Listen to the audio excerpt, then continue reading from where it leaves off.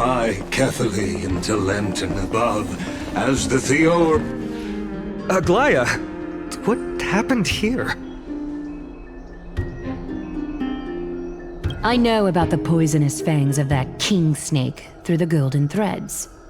In the past, I would be confident about keeping her in check, but I admit I am now unable to do so. What do you mean? It is no longer about eloquence or arguments. I have been a demigod for far too long that I hardly have any humanity left.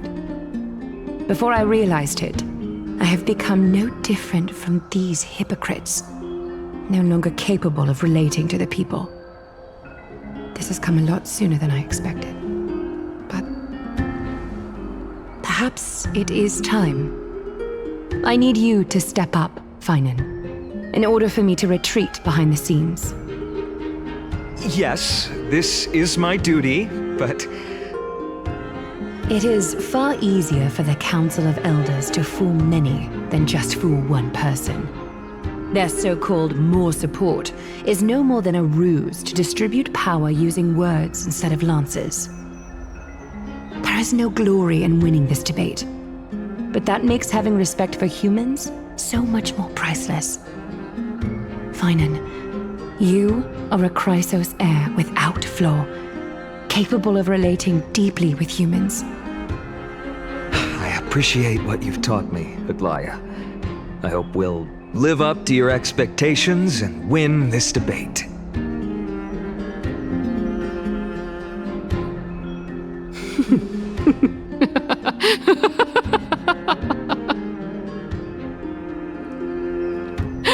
Oh, you've done well, Lord Calictus. Let me take over and personally close this debate for today.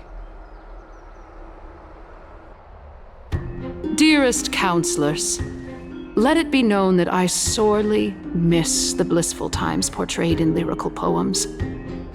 Back then, Amphorius was home to nearly 1,000 cities, each with their own local faith, while gods walked the earth and shared close bonds with humans. Yet, in the present, people from all over are forced to leave their homeland to seek refuge in the holy city, where they hope to rest under Kethely's protection. All of us have long been in the same boat, with no way out of this plight.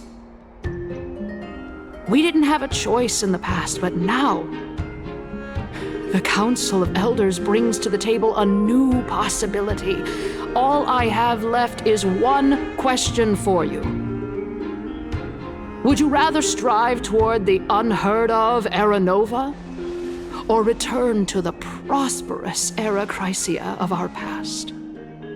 Make your choice. Now, which of the two would lead mortals to an ideal future?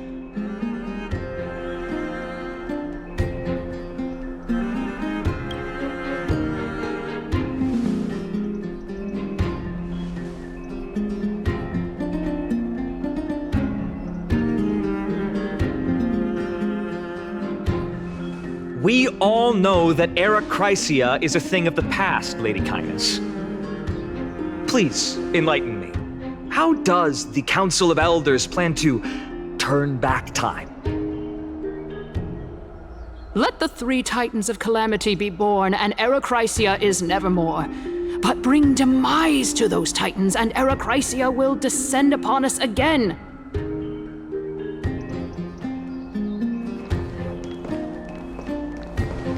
Know that the Council of Elders is never one to make empty promises. Look at who we have on our side. Anaxagoras, one of the Grove's 7 sages, and Castorus, Idonia's goddess of death. With the help of these 2 heroes, I can promise all of you that Era Chrysia will exist once more. Aren't they Chrysos heirs? They're supporting the Council of Elders instead? It's clear from the start that these heroes do not get along well in their group. All the more proof that Aglaya isn't fit to speak on behalf of every Chrysos heir. I am in favor of Era Chrysia. Era Chrysia! Era Chrysia!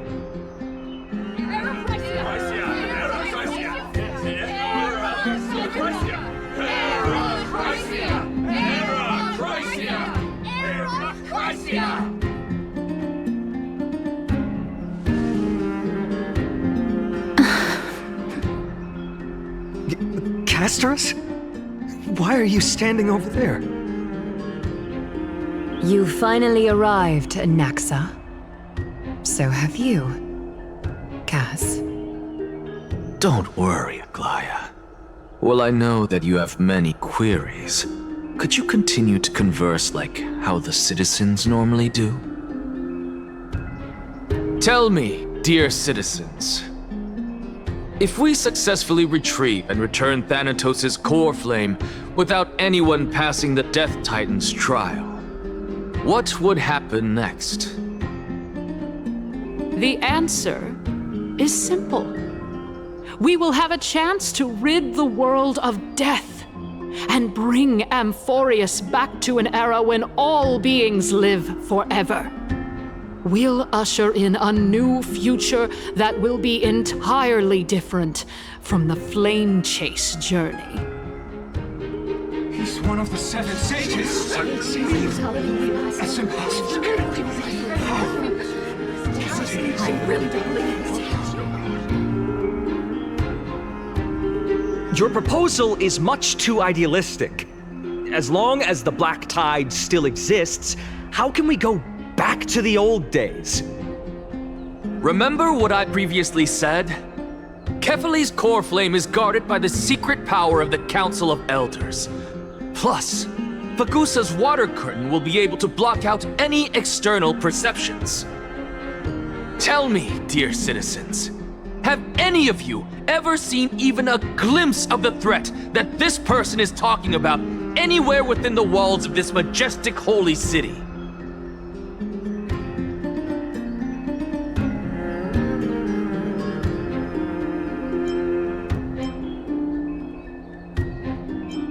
If we eliminate death, then there's no need for us to fear that Flame Reaver, right? Citizens, let's loudly sing the blessed hymn. Oh, beautiful old world, where are you now? Oh, legendary Erechrysia, return to the mortal realm. After the destruction of the three Titans of Calamity, the Flame Chase journey will have to end. Erechrysia! Yes! Yes! It has to end! It has to end! It has to end! It has to end! This is bad. The masses are now totally riled up. Anaxa, pray tell. Everything that you've mentioned hinges on the premise that we can find Thanatos' existence, right? Thank you, Lady Aglaya, for still caring about this city. However, dear citizens, we are truly fortunate and blessed. For Castorus, Idonia's goddess of death, will surely find Thanatos under my guidance. What? With that, I solemnly promise that the core flame Lady Castorus brings back will be personally managed by the Council of Elders. Thereafter, if we are able to garner the support of all of you at the Citizens' Assembly, we shall spare no effort in ensuring that the Erechrysia will return to our world once again.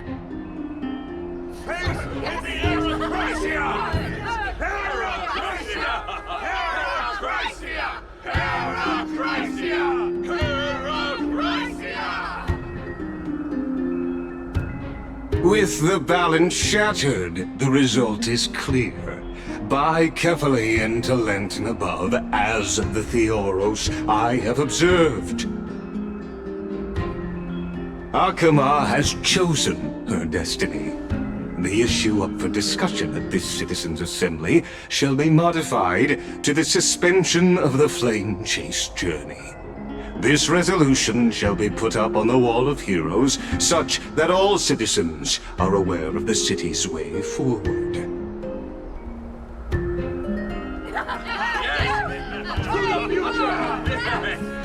Yes, like this. Fantastic. Yes. Aglaya, dear Aglaya, what has caused your heart to soften? You also don't seem to be as quick-witted as before. Wag your tongue as much as you like. Since the Flame Chase journey has been preordained by the prophecy, our failure has never been on the cards. Well then, I guess we'll find out if that's true at the Citizens' Assembly.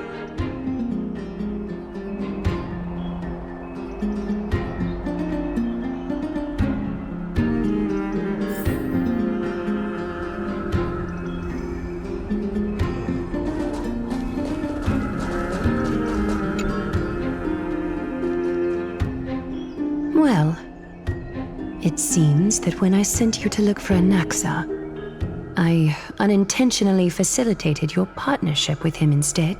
My apologies, everyone. I know that you have many questions to ask me. I will answer them to the best of my knowledge. In that case, please tell us as much as you can. In actuality, he showed me a past that was both long and heavy.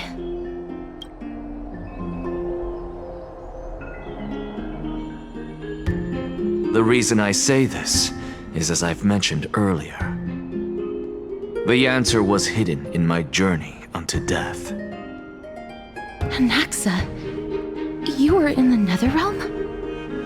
Yes, I am but a living dead man now, but that's not important. What truly matters is, I overheard a conversation between heroes.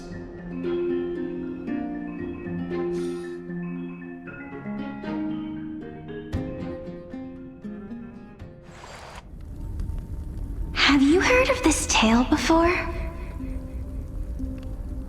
A tale about the ocean god's treasured pearl, our hometown. It was a seaside town which enjoyed the ocean breeze and glorious, peaceful times, thanks to the wisdom of its ruling queen. Until one day, an evil dragon descended upon the town. Its wings were large enough to blot out the sun, while its claws were sharp enough to rip the waves apart. It barged into the tall tower and devoured the queen's beloved daughter. It even settled itself in her bedroom, like a tyrant king. The queen assembled 300 warriors who managed to subdue the evil dragon by chaining it up. However, when the queen slit open the dragon's belly, she realized that the princess had long since been digested, and all that was left of her was a pile of bones. Devastated, the queen wept for several days. It was then that a devious, smooth-talking scholar arrived at the palace and suggested that the princess could be revived through the use of dragon bone and dragon blood. That liar called this process the secret art of alchemy. The princess was reborn! The queen was overjoyed, blissfully unaware that the evil dragon's soul still lurked within the princess's body. As revenge, the evil dragon swallowed the poor queen, the glib liar, the courageous warriors, and all of the town's innocent civilians in a single gulp. Worse still, the souls of the deceased were refused entry to the Netherrealm because they were filled with regret. Forced to roam the mortal realm, these resentful souls ultimately converged into a river of souls, that would not retreat for a long time. The terrifying death had consumed all. Thereafter, our hometown fell into ruin as well. Until...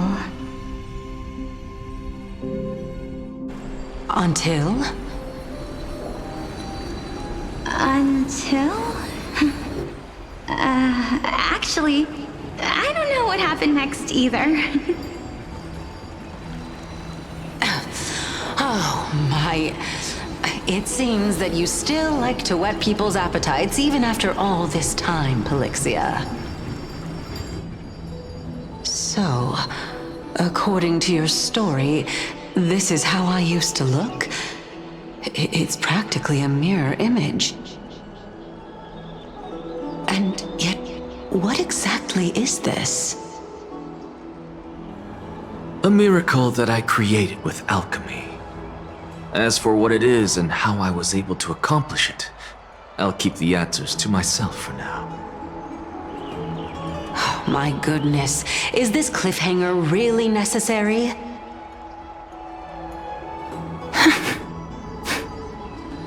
Quiet, Titan. Continue to enjoy this splendid play, and the truth will naturally reveal itself. Dragon, huh? I've heard this legend before. In that case, what do you think of it? I think that this so-called alchemy was a tenuous analogy added to the story by future generations. After all, you've never heard of a tradition of alchemy in your hometown before, have you? Indeed. Before I left home to pursue my education, I never even knew that anybody was looking into this area of study. Therefore, we can just treat this tale as a fable told to young children. A fable, you say? If so, what moral is it trying to impart to the kids? I guess it might be the concept of equivalent exchange? Oh? I thought the moral might be closer to something like honor the dead.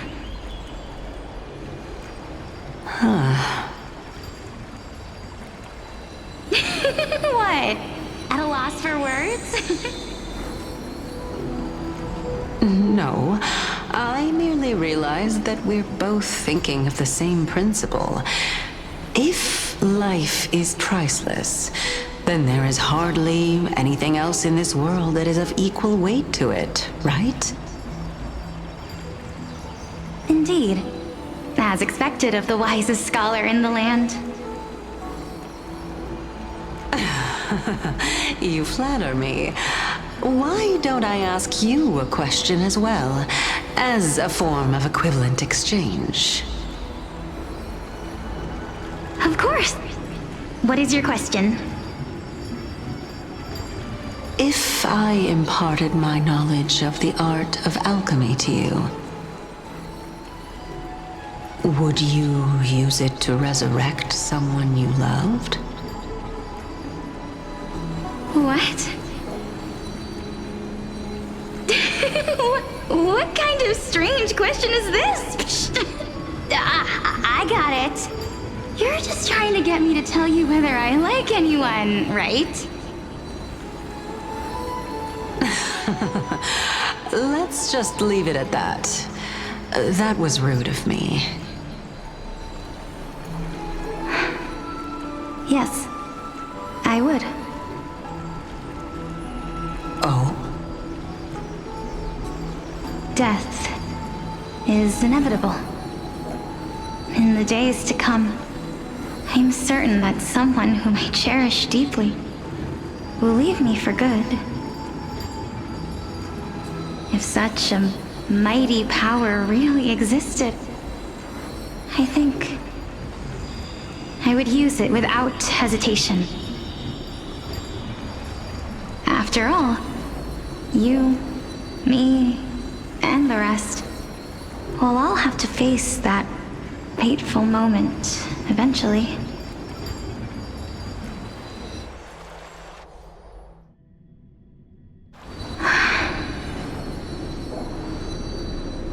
My time is finally here.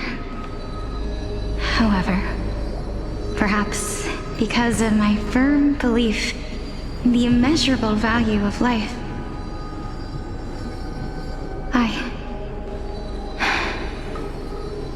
I am unable to complete the trial. You shall wither, and through that, the dead will sprout again from the remains, and be reborn with the dead flame. It is a pity that fate is such a cruel mistress. Is there no other way of interpreting those words? I'm afraid that the meaning is clear. Between my sister and me, one must pay the price. Our trial can only be completed when the one chosen sacrifices her life.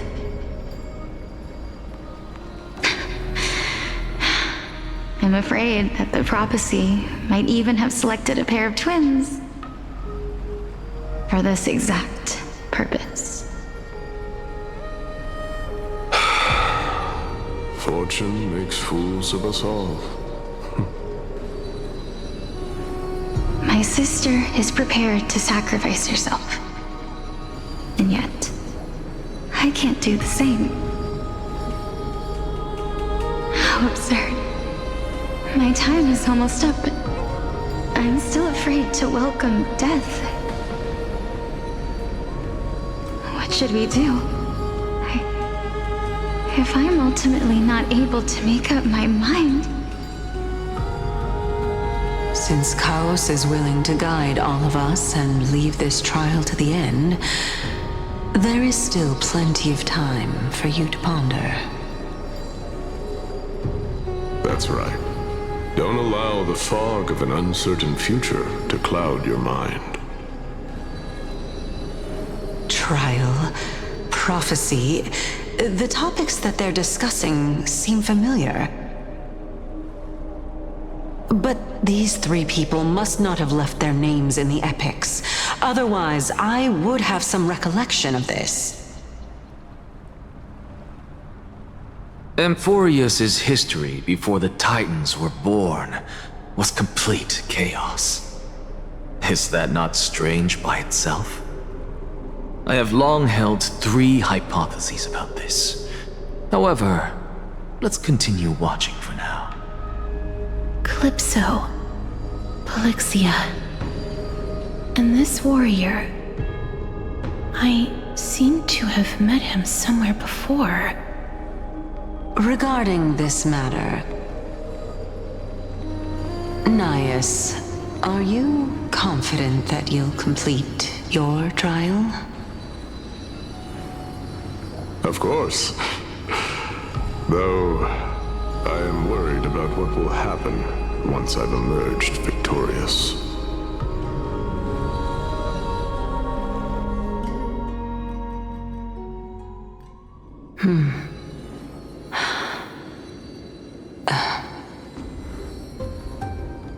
Looks like you have made up your mind. Yes, this is the safest course of action. Completely separating courage, honor, tenacity, sacrifice, and reason. You really know how to make things difficult.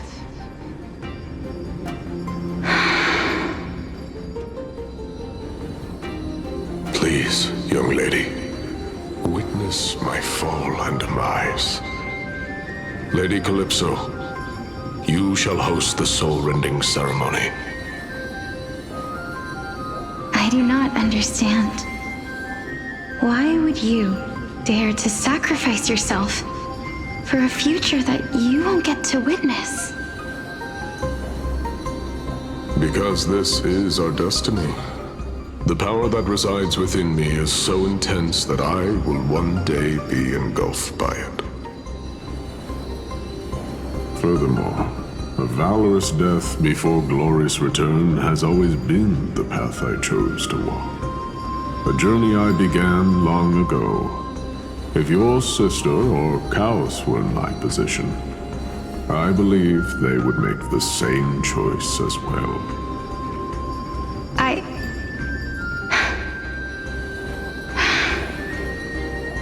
I'm not that brave. I don't know how I'm supposed to face such a serious affair.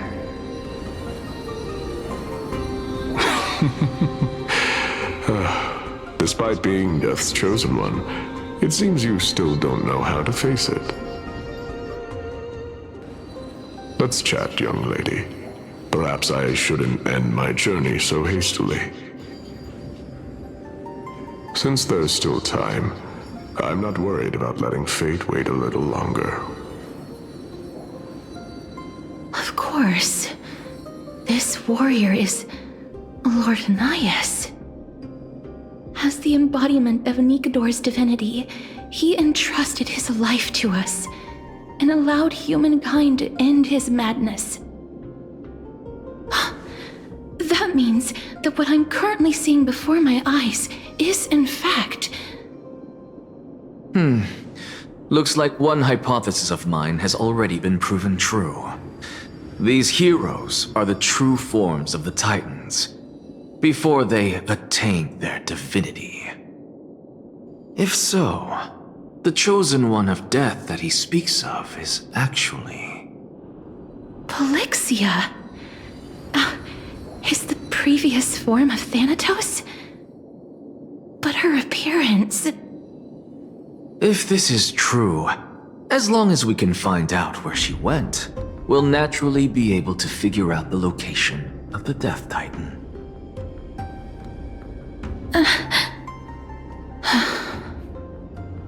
But before that, we first need to witness what ultimately happened to Lord Najjii.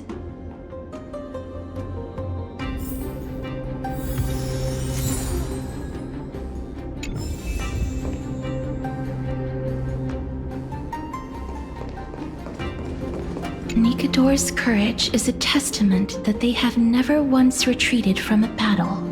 I've heard that these words are still engraved in Castrum Kremnos even today. It didn't occur to me that they were actually part of an alchemical formula.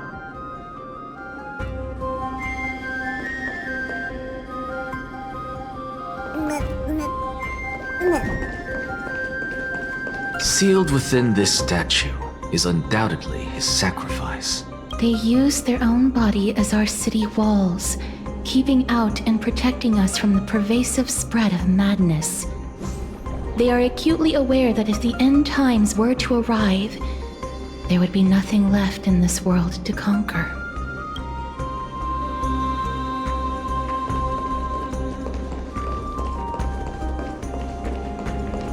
Lord Najjii' honor is sealed here. Incredible. The honor in this child's soul is so light.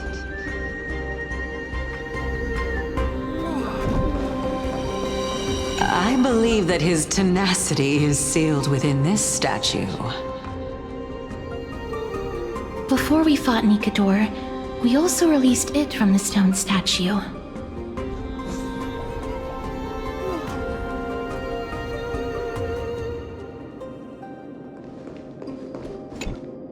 Honor, courage, tenacity, sacrifice. And finally, the only thing that remains is reason. Cheer up, young lady. There is no need to shed tears over a glorious death. All farewells in this world are sorrowful, Lord Najjii. No, young lady. As a warrior, I have witnessed too many bitter deaths. But now, all I feel is peace. I did not know until this moment that mortals could live their lives in such a way. Although only a sliver of your soul remains, you remain so optimistic. Or maybe the truth is that you aren't able to feel sorrow anymore. To be honest, I don't know either. But I am certain of one thing. This is not an acceptance of death nor apathy toward it. It's not even a feeling of despair. I am just enjoying what remains of my life to the fullest. Enjoying? Indeed. Along this journey that we've taken together, not only have I changed the world, I myself have also changed in the process. And now I have reached the journey's end. When I look back and see the grand epic that I've personally written, how could I not revel in that fact? But when you depart the mortal realm, won't all of your accomplishments be reduced to nothing? Separation and death are two sides of the same coin. Reconciling this doesn't come easily for a mortal.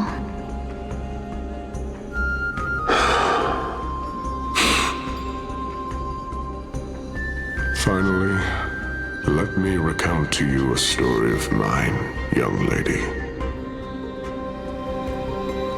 The first time I returned from the battlefield, I felt extremely hollow. The calamity had devoured everybody on the battlefield but me. When I returned to the city alone, the citizens held a banquet for me that was far from pleasant. I felt as though I was still on the battlefield, and the person who had returned was nothing but an empty shell. It was late into the night by the time the banquet ended. My head still reeling, I returned alone to the barracks. On the way back, I encountered someone. It was a crazed scholar looking at the night sky and muttering to himself by the side of the road. Although I tripped over him and fell, I wasn't angry in the slightest.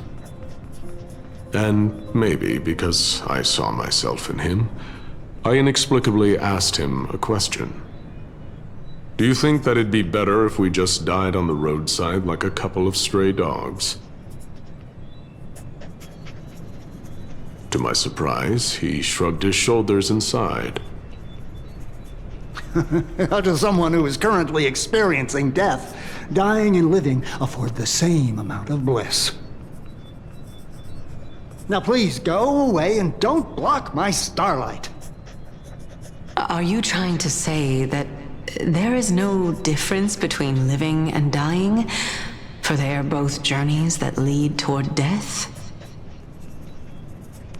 That's exactly what life is, and death is, but a scale to measure how valuable the journey was. Journeys and epics are only glorious and magnificent because all things eventually fade to dust. Therefore, young lady, don't detest your fate. Instead, willingly and respectfully embrace it. The embodiment of strife telling me about the majesty of the world. Indeed. I believe that when the fated moment eventually arrives, you will be able to understand my words. It is time for me to knock on death's door. I will set up a long table at the end of the road and humbly await your arrival. When that moment finally comes, let us drink and be merry then.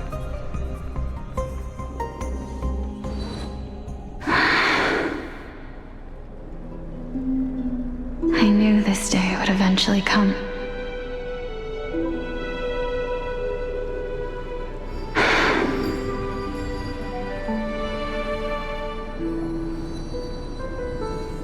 Are the both of you ready?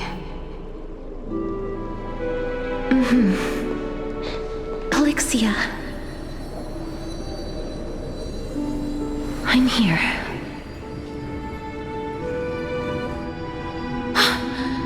What? This... This is quite interesting indeed. Is this... Polixia's sister? Is it... me? Now, it's time for us to fulfill our promises.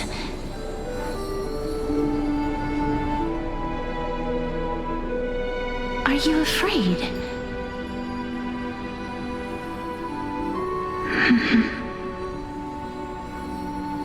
What are you afraid of? That I won't be able to do it.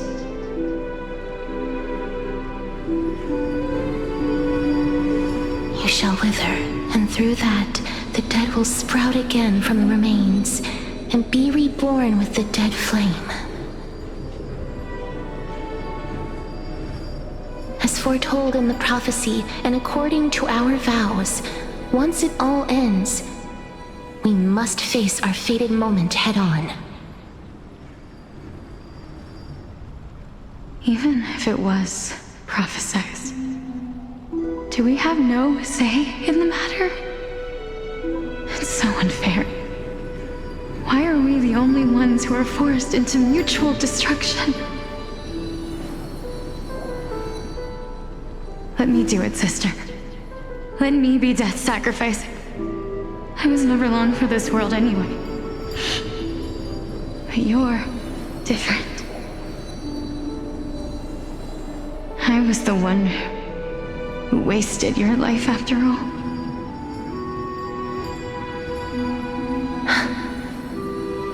You're wrong, Polixia.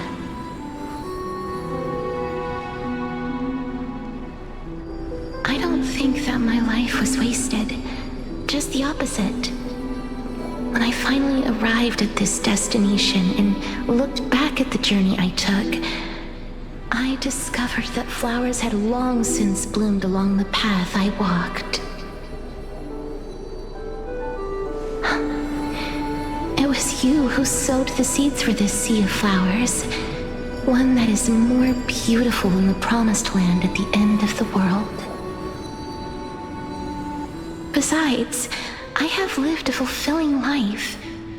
Even though I was fated for sacrifice, none of the things that I've experienced will dissipate.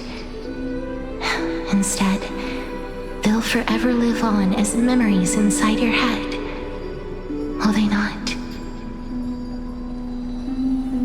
How could my memories of you ever compare to the actual you? Well then, tell me. What exactly are we?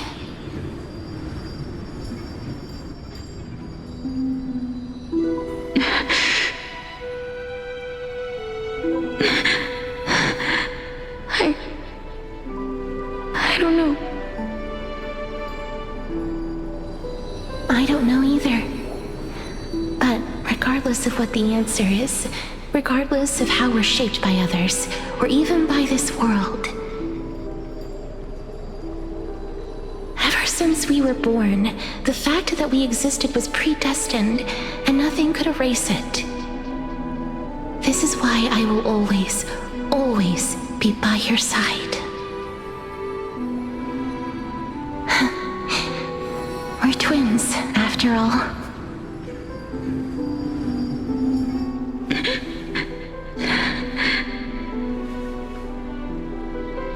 All right, my dear Polixia.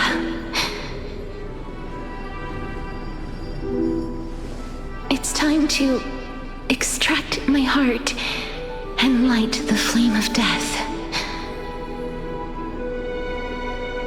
After that, use it to plant the first bud in the prophesied new world.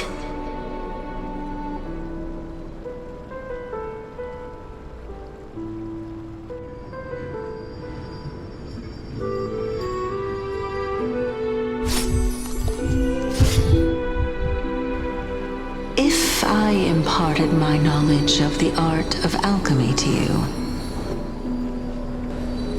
Would you use it to resurrect someone you loved?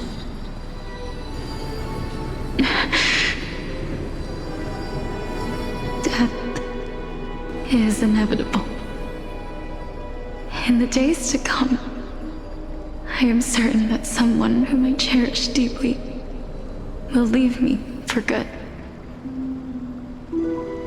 If such a mighty power really existed, I think I would use it without hesitation.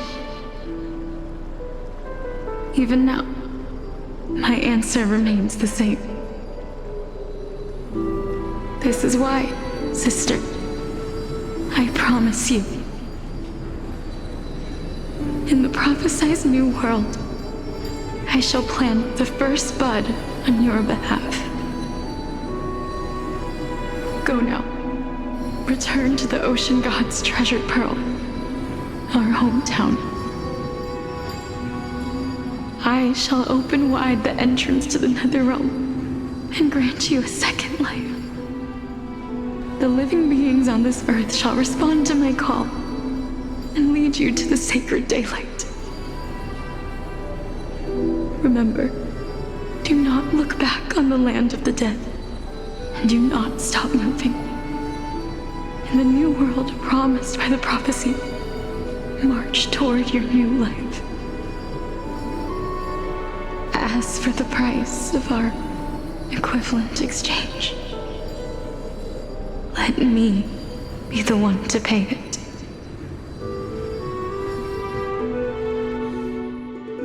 Everybody, we've come to the end. Unfortunately, I am not compatible with the Supreme Being, so I was unable to completely fuse their soul into my own body. However, being able to glean all this from them is exciting enough. I'm certain of this now. Before the Titans that we are well acquainted with were born, a group of heroes roamed the land.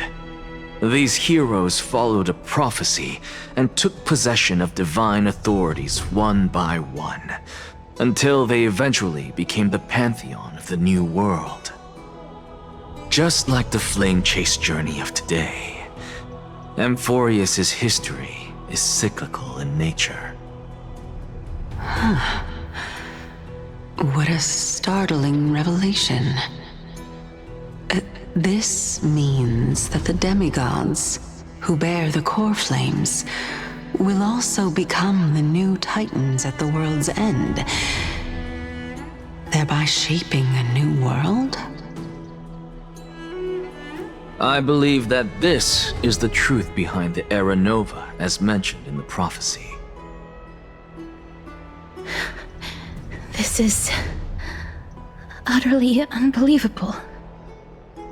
Besides, those twins in the past, even if they really are Thanatos, their whereabouts are still unknown even today. Are their whereabouts truly unknown? Didn't Polixia mention that seaside town, the birthplace of alchemy and the tale of the dragon? In our world, there exists a city which perfectly matches that description. Styxia. But the people there worship Fagusa and bear no relation to Thanatos. I have also never been to that place, as in the time of Idonia, it had long turned into underwater ruins. Take this. This is... the new Sporist masterpiece, the Philosopher's Stone. It was made by transmuting all of the sages' wisdom into a single entity, with their flesh and blood as its foundation. Remember, I've mentioned before that the art of alchemy is all about conversion, tempering, and ascension. This process also applies to the pursuit of truth. Regardless of how unbelievable this sounds, the truths of the world have been refined from the impurities. Think about the story of the dragon. This stone will lead you to your real hometown, allowing you to reform the door to the Netherrealm and discover Thanatos' fate. You still look as confident in your victory as ever. But what if your conjecture is wrong? Simple. I shall merely admit to the entire world that my experiment was a failure. However, my line of thinking will not fail because I have already planted the seeds of doubt into the hearts of the masses. Actions speak louder than words, Castoris. With the assembly about to begin, don't forget the promise you've made. I've already searched for so long. I'm willing to try one more time. While we converse, her life is also slowly slipping away. But before I leave, I have another question. What exactly did we witness just now? That was the world imprinted in Kefali's soul. If we are to prove its existence, you must take the final step. Go. Do not disappoint me. I understand. Hey, child of humanity. Don't get antsy. I still remember the question you posed to me. As a scholar, I do not wish to offer up ambiguous conclusions. Let's discuss this topic again when she manages to find the evidence. I merely wanted to ask, was that stone transmuted from your heart? If so, rebirth is no longer an option for you. Why not? When I was a child, I lost someone dear to me. When I was a teenager, I lost my faith. A while back, although you saved my life, I also lost my soul in the process. Now I'm merely forsaking my body. What's the big deal? Why are you always finding ways to die? Isn't it good to be alive? This is but a necessary sacrifice on my path to transform into the purest of them all. Can someone who's dead even claim to be the purest of them all? Furthermore, if your hypothesis is proven correct, does it not just confirm that the myths are true, and thereby invalidate all your theories? No, it's just the opposite. If my hypothesis is correct, it means that I can actually ascend to godhood and reshape this absurd world that you all have created.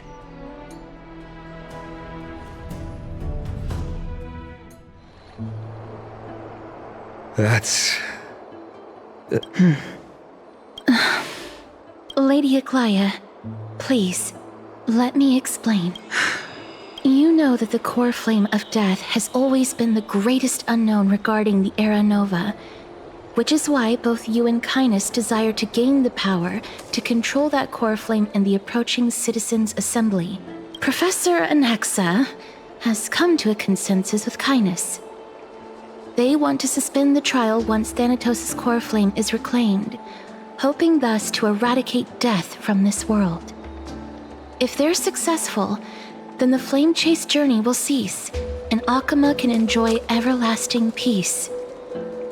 But I know this runs counter to your wishes.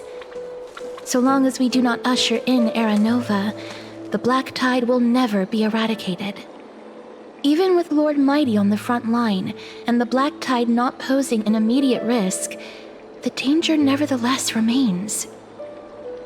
Honestly, it's difficult for me to assess the pros and cons in this decision. But someone must bring the core flame before we can begin negotiations over it. The Titan could be very near.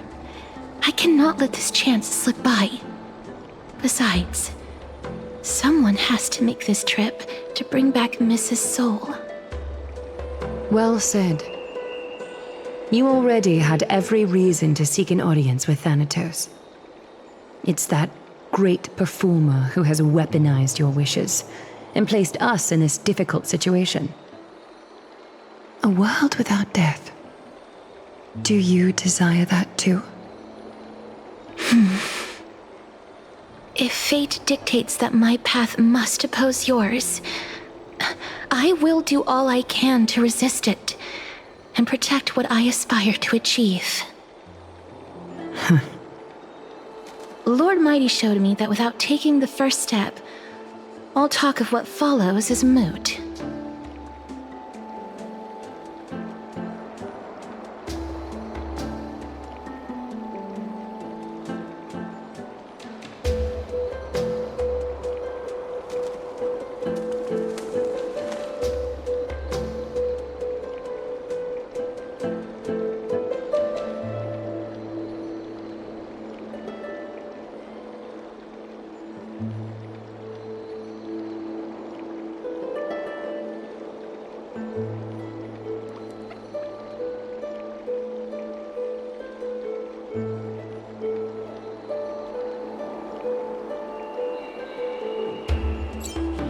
I am not going to punish her for that.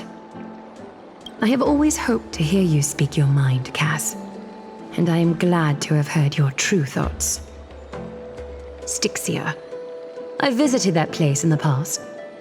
Though it is now an island surrounded by the river of Souls torrents, it's not hard to see its former splendor. Go. I will not stand in your way. As for you, you are someone who has cheated death. I believe you have more than enough reason to make the trip with Castorus and meet the god of death himself. Castorus, I too look forward to your journey. I wonder what kinds of new interpretations your completed story will bring to the Flame Chase journey.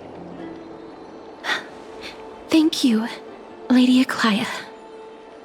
I hate to put a damper on this heartwarming moment, but if Styxia is now an island surrounded by the river of Souls torrents, then how do we find a way in? Lady Treeby is probably... The answer is quite simple. In the myths, Zagreus once made the domain of the dead their treasure vault. That is to say, they could enter and leave the Nether Realm as they pleased. And if they could do that, then it follows that the demigod who inherited their divinity must be capable of the same. I'll see you at Marmorial Palace at Action Hour tomorrow. Cypher shall be your guide to finding that ancient city.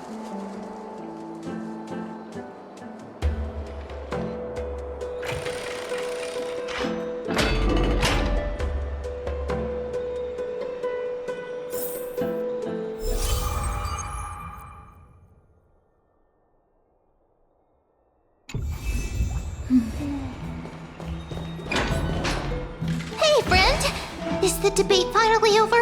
Did you win? Really? But the look on your face says otherwise. Well, moving on. I was hard at work even while you were at the debate. I borrowed a mountain of books from Cass to see if I could find a way to solve your problem. Let's see. I still have... only 32 books to go.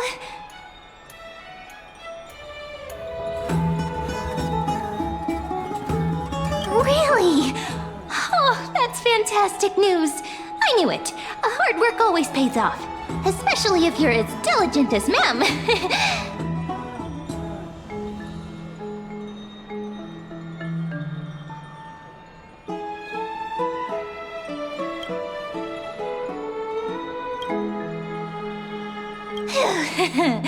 I feel like a huge burden has finally been lifted off my shoulders.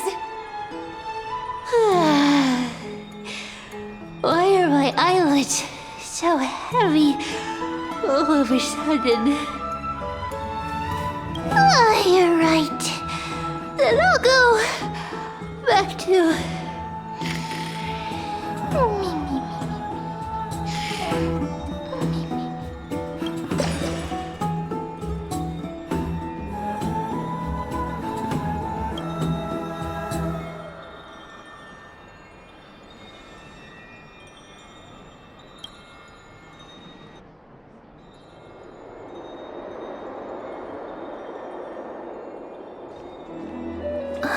Cass? What a surprise.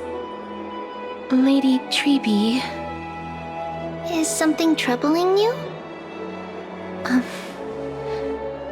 I just wanted to speak to Lady Trian for a bit before I set off. No matter how breathtakingly beautiful Styxia once was, the place is now the domain of the departed. There is no telling what we'll encounter there. I don't want to have any regrets. Has anyone told you that your eyes are sparkling today? Is that a figure of speech? In the past, when you did smile once in a while, all of us could see that your heart remained troubled even as you smiled. Lady Treeby, you know perfectly well that see you tomorrow is nothing but a white lie. I hope your toughness is not a mask hiding a lonely heart. Cass, you hardly ever talked of your past. None of us knows what you went through apart from Maggie. But we know it must have been filled with pain and hardships, as it is the fate every Chrysosaur is destined to live out. We are just happy for you that the core flame you're meant to inherit has finally surfaced. Isn't it a little too soon to say that?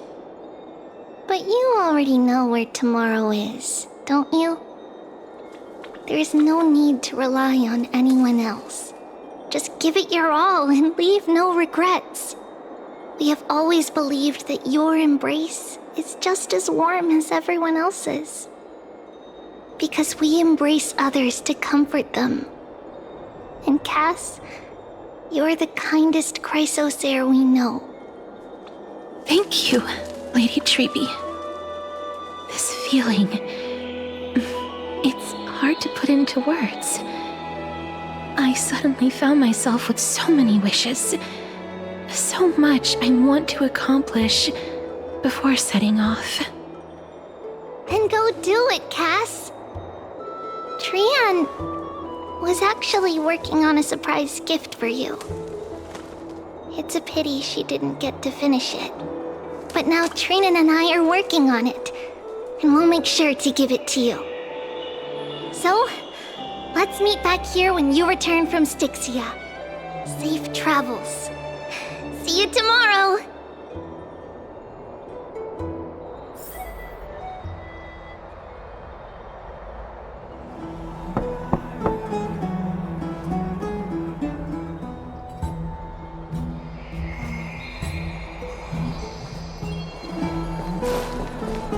It's me.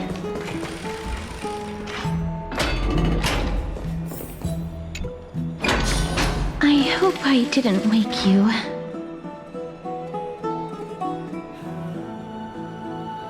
Huh? No.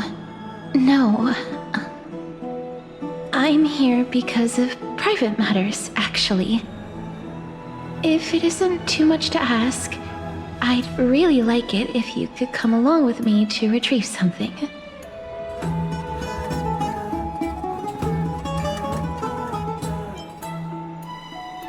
Not to worry, it's nothing heavy.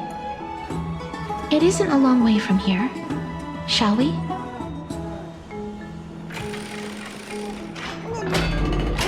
love to go in. Have you heard? These are all the runes.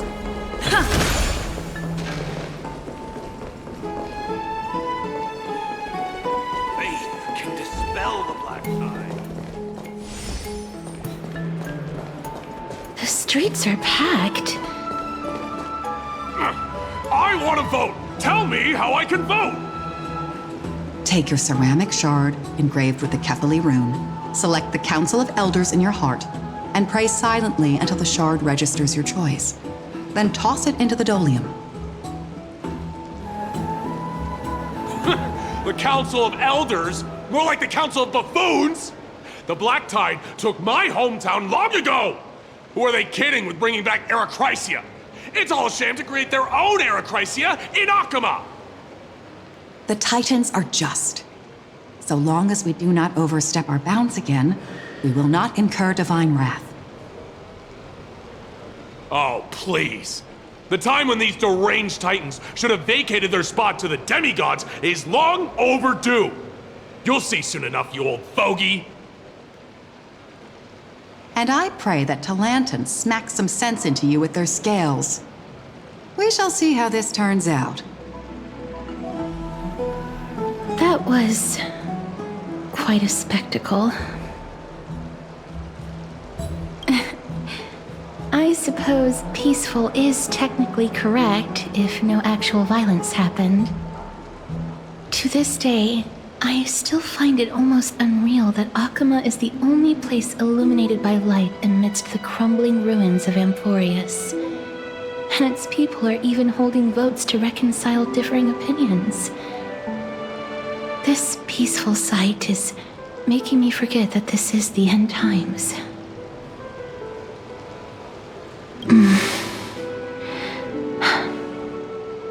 Before coming here, I had lived for many years in Idonia, a city of rime and frost.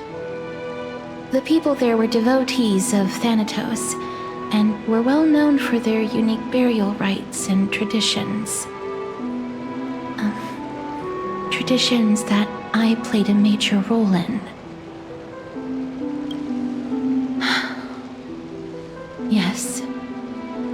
You now know me as the Mortician of Akama. But back in those days, I was Idonia's Maiden of War. I was trudging across the frosty plains on my own when the Idonians found me. They saw the curse in me as a blessing from Thanatos, and believed that my hands could correct the Eracrysia's mistake and lead them to meet the great god of death.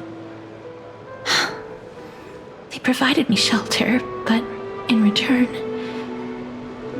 I was expected to grant merciful deaths to war captives, prisoners bound for execution, and heroes alike.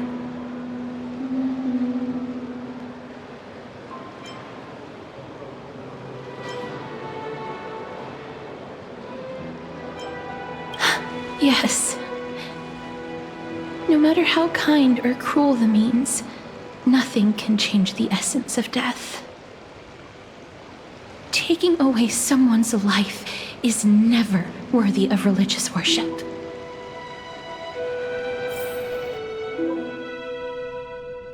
I can't do it. Their voices, they pierce my ears. The pleading. The thanks. I know that feeling, child. I was once as lost as you are now. But you must respect those walking towards death. Just like how you should respect yourself as the Holy Maiden granting humans glory and liberation.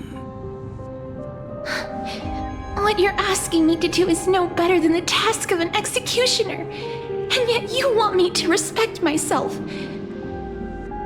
No matter the titles, I am still taking away human lives.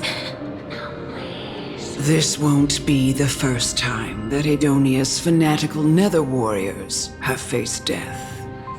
On the contrary, Recruits new to the battlefield often run away from their first fight. Death is the mightiest and gravest power in this world. The fact that you can wield it means you are deserving of respect. That's such a twisted reason. Then let me tell you a story. In Idonia, the great swords commonly used by executioners are called Draconian, in memory of Drakon, an elderly executioner. The sword has 3 air holes along its body. If the sword is swung down swiftly and accurately, the holes would make no sound, and the executed would also depart this world quickly and painlessly. But should the executioner have any hesitation, the holes would produce a piercing whistle. On that cue, the screams of the executed are sure to follow. Every executioner after Drakon is to hone their sword skills every day in preparation of future executions. Every swing of their blade must be more resolute than the last, for failing to do so will bring pain. Pain for the dying, as well as pain for themselves. No. I can never get used to this. You misunderstand, child. I am not telling you to get used to it. I'm asking you to consider the source of the dead's suffering and use that knowledge to fortify your future touches with more and more determination. Go, walk with the dead and love them as you love life. Then you'll no longer hear those noises.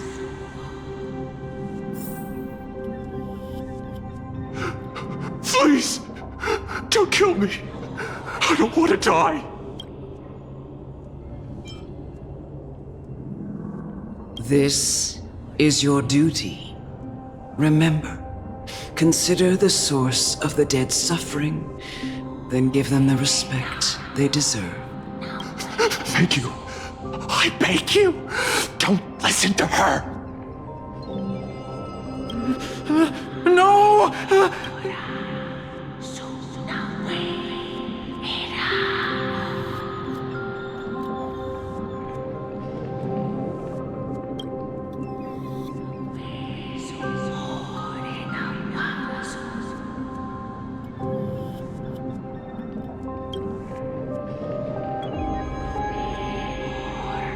May you gain some insights through his sacrifice. Is this all? No. Come with me. This is just the beginning of your life as the Maiden of War. You executioner!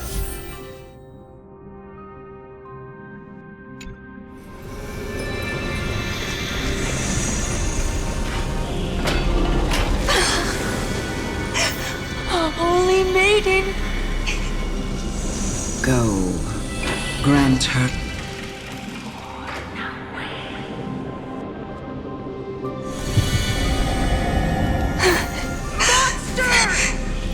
Thank you. Do it then.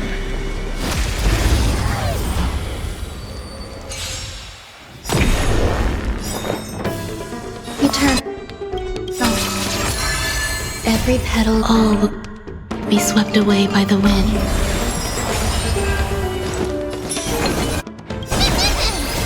Embrace a new life.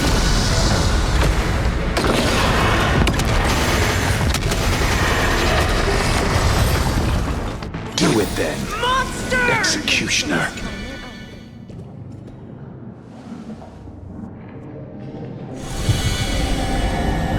I curse you to live in eternal pain Please.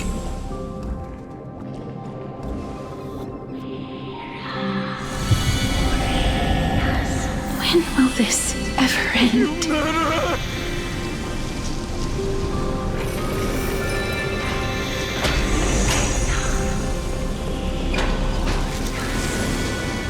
Come. What are you trying to do with me? I have aged. The time has come for me to heed the summons of Thanatos and journey to their domain. The final resting place of every Idonian. You're not that old yet. You still have many, many years ahead of you.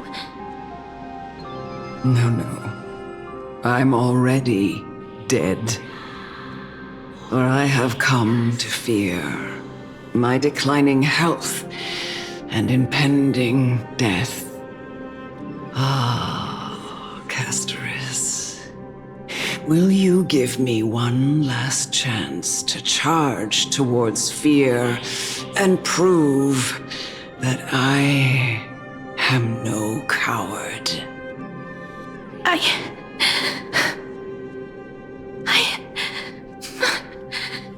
can't take this anymore! Child, it was I who brought you here from the frosty plains and set your farcical fate in motion. It was also I, Chief Executioner of Idonia, who forced the heavy duty of executing others onto you.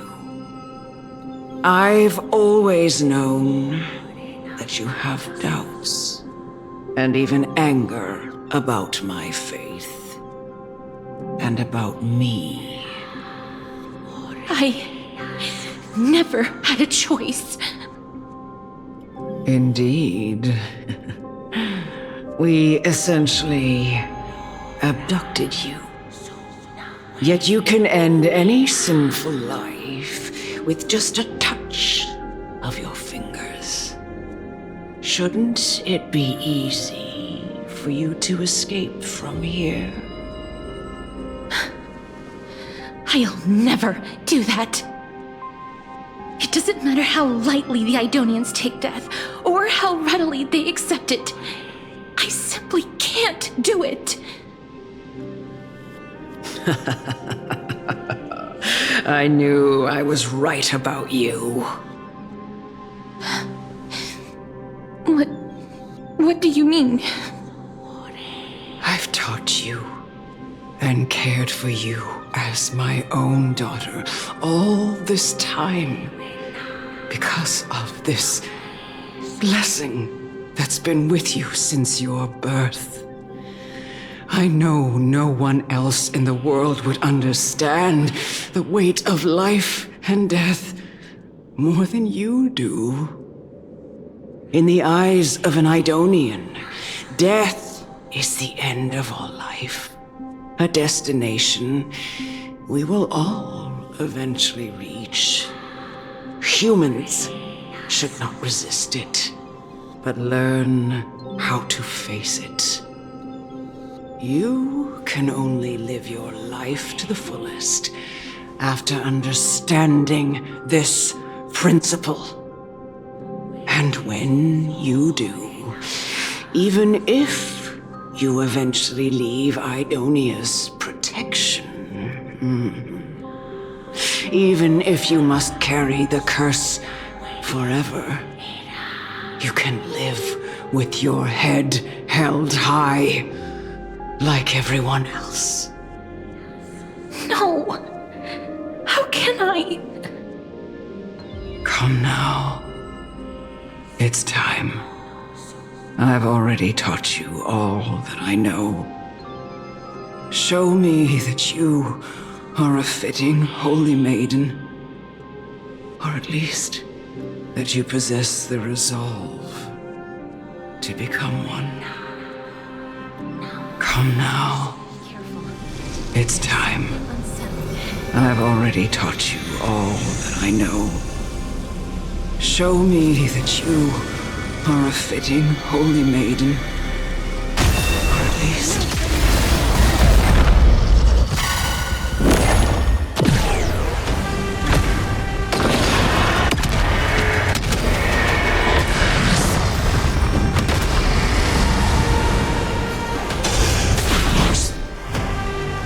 Time to mix things up! Life psychic, my friends. Indulge yourselves! There's more to life. Eternal.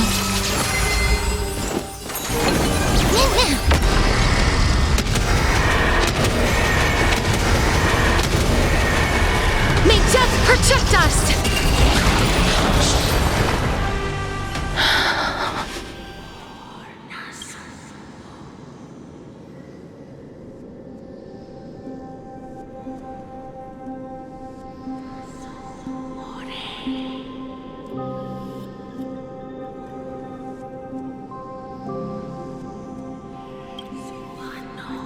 This was the last time I followed her command. The executioner, who had seen too much death, died the same way as everyone else. A gasp for air, a wistful look in her eyes, and a barely perceptible tremor in her fingertips. Elder Amunet, the person who tried to teach me about death, ultimately vanished like dew in the morning mist. She spent her life embodying the beliefs of the Idonians, and when death finally came, she embraced it exactly as their doctrine had taught. I have nothing but respect for her. I erected a cenotaph in her honor in the marshes outside Idonia's city walls with the others I had laid to rest. Then, I set out once more in search of Thanatos. It was a long, long journey. I heard so many discussions about death along the way. Life finds meaning in death. The world improves because there is an end. It seems the most terrible darkness in this world. Everyone talks about its heavy weight. Some resist it, some worship it, and some even revere it. How did a disappeared titan become the deepest fear of humankind? And why do they haunt my dreams? I continued my travels to seek an answer. Initially, I was running away. Then, I started searching for it. And now, at the end, I just want to know if my touch, if my embrace, can do more than taking things away. Can I make anything? Can I leave anything behind? I don't want to die. Please, I'm begging you, just let me go. I don't want to die, please. I don't want mercy like this. Just let me go. I need him. I don't...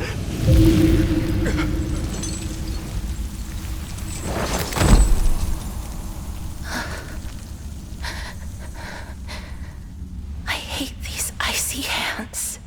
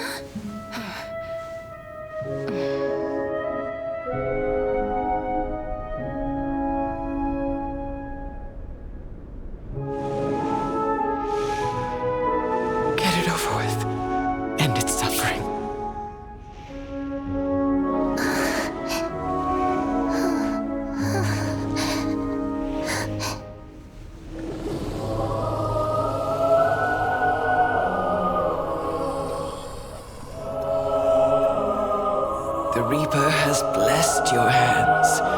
Only you can grant them peace.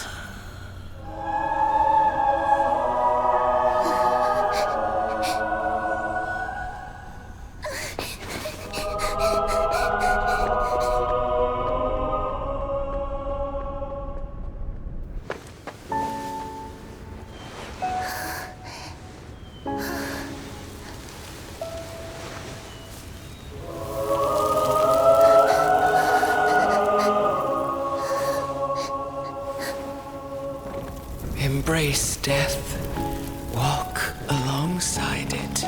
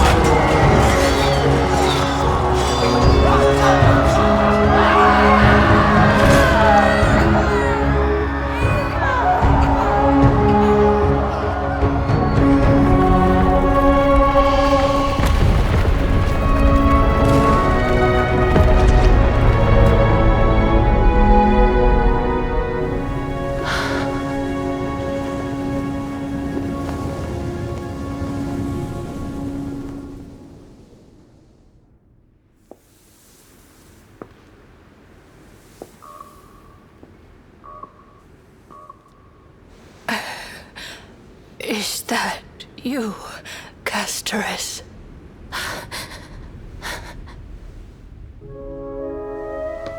All of them have gone, heeding death's summon, crossing into their domain.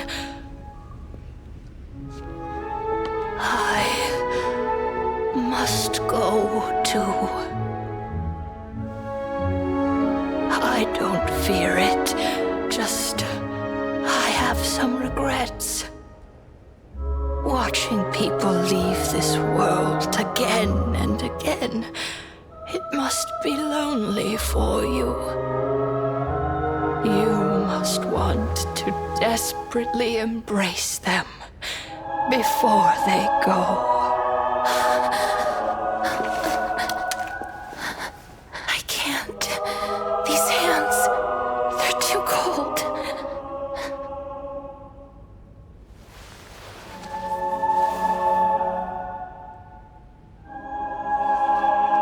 But Big Sister Castoris, your hands are so warm.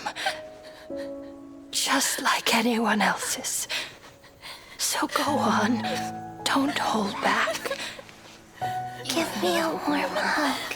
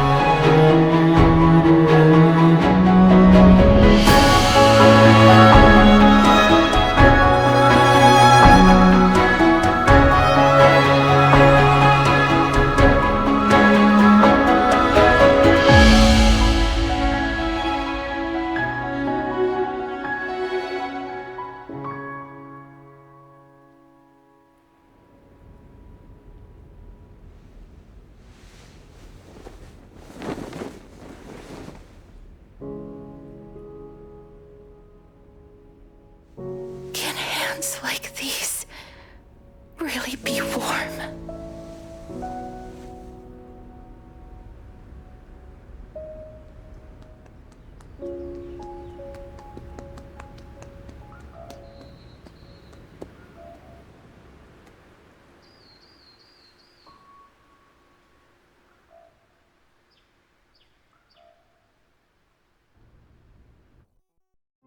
On the day that Ornyx's trial ended, you must have had many questions.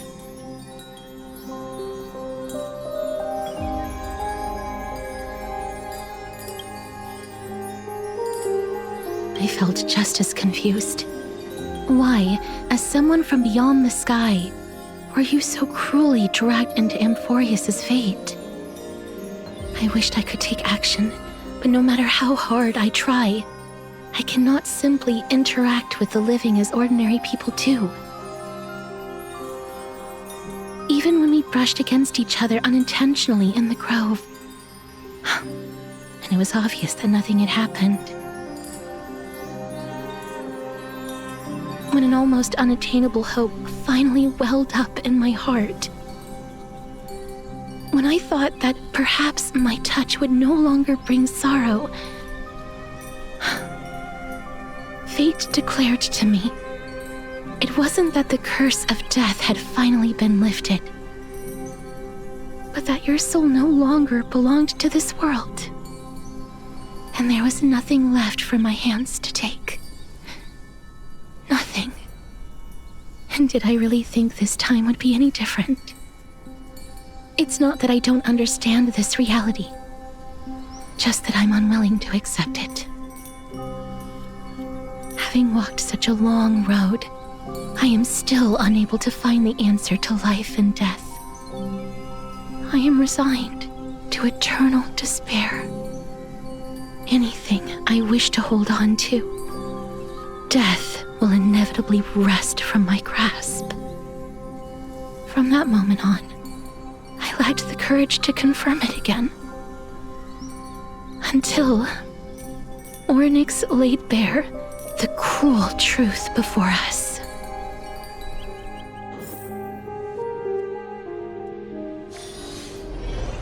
But now, perhaps I might have one last chance. Long ago, Trinan read a prophecy to me. At the end of the Sea of Flowers, the souls of the living shall warm thy fingertips, and after an embrace, there shall be eternal separation. I found no surprise in it, for her words sounded not like a foretelling, but a perfect reflection of my past. Embraces in this world are born of reunions, yet my touch speaks only of farewells. In that moment, I had no doubt that this destiny would weave itself through the entirety of my life. And yet, things have taken a turn for the better. Now that I can finally have an audience with Thanatos, perhaps I can rewrite the meaning of that fated prophecy. I have no reason not to give it my all. For your sake, and for my own.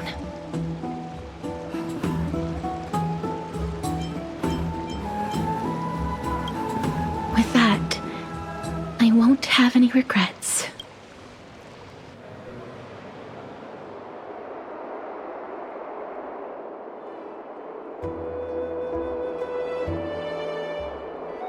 Let's put that aside for the moment. We've arrived.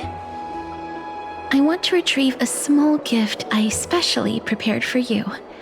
I made it myself, like the trinket I gave Lady Trian. I want to leave something for everyone, if possible. The journey to seek an audience with the Death Titan cannot be an easy one. I want to make full use of every moment I have before we depart, so that I don't have any regrets.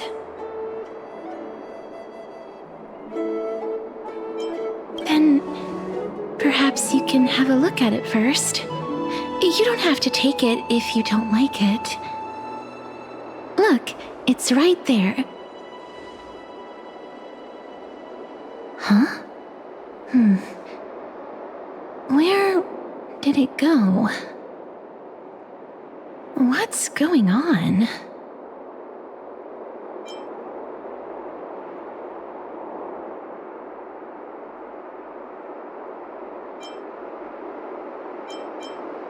This is the coin of Zagreus. So it's her. It's Lady Cypher, the demigod of Zagreus whom Lady Aglaia had spoken of. She's a master thief who's left legendary tales all over Amphorius. So many years have passed, yet she's still announcing herself in such a crass manner. Let's just do as the slate says and look for Lady Cypher.